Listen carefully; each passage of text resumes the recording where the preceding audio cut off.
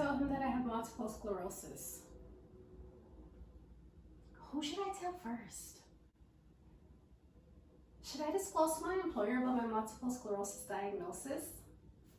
Ugh.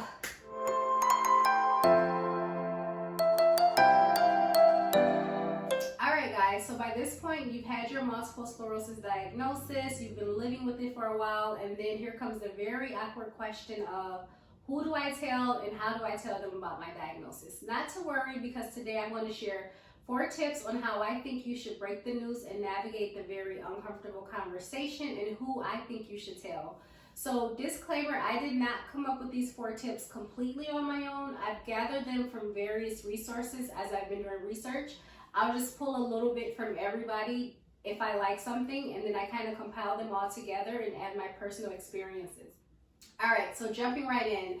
Tip number 1 is to be honest and transparent. You just want to be as honest and as transparent as possible. There's no point in lying. There's no point in telling half-truths and things like that, because then you have to double track later and be like, hey, so actually I didn't tell you the truth, or actually I didn't tell you everything that was going on with me, and that just gets very awkward and uncomfortable, at least for me. So I say just be as transparent and as honest as you can from the beginning. Like, it is what it is. You have multiple sclerosis. You might as well just be honest from the gate. Tip number 2 is that whenever you decide to start the conversation, make sure it's actually a conversation. Make sure you're not like, hey, by the way, I have multiple sclerosis. Okay, bye.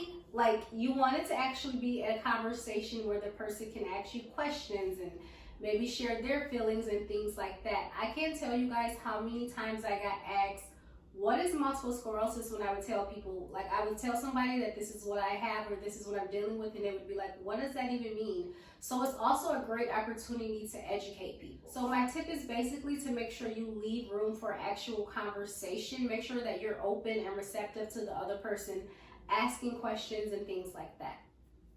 Tip number 3 is when you decide that you're ready to have the conversation, make sure you're the initiator of this conversation.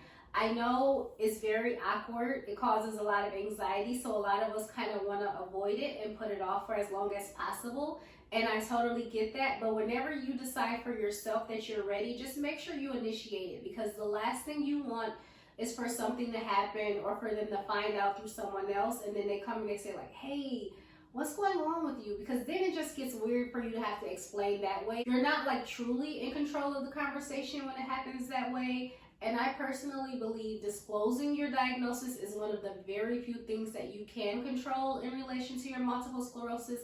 So I always say, own that control and make sure you initiate the conversation. Make sure it's on your terms and things like that, so that you can just have a little bit of control and you can navigate it however you decide to. And then tip number 4 is to go into the conversation with an open mind. Now, news like this, everyone takes differently, so some people don't always respond the best way initially. Their reactions are going to vary from person to person. So if you go in kind of expecting them to respond this way and they don't, you're probably going to be disappointed. So I just say go in with an open mind, knowing that everyone is going to react and respond differently, and give them a little bit of grace. It's probably very new for them, just like it's new for you. So you just have to take that into consideration and keep that in mind when you're kind of starting this conversation.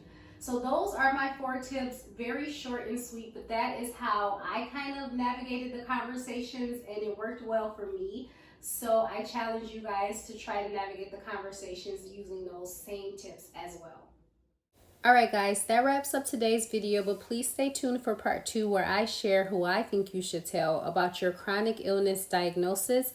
And as always, don't forget to subscribe, like, and comment below. Until next time guys, bye!